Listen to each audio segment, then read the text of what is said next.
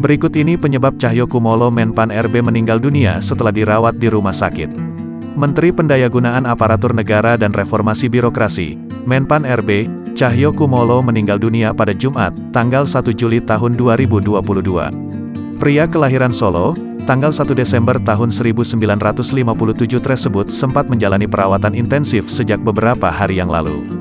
Melansir Kompas.com, sebelum kabar duka datang, Cahyokumolo memang sempat dirawat di rumah sakit pada tanggal 20 Juni tahun 2022. Tidak diketahui pasti sakit yang diderita Cahyo. Sejak dirawat, Cahyo sudah mulai tidak aktif sebagai menteri maupun kepartaian. Sebelumnya, Cahyokumolo dikabarkan mengalami infeksi paru-paru yang mengharuskannya menjalani perawatan intensif untuk sementara waktu.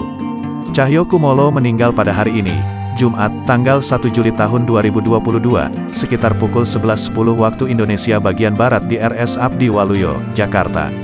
Hal ini tersiar dalam pesan WhatsApp. Jangan lupa subscribe, share, komen, dan like ya!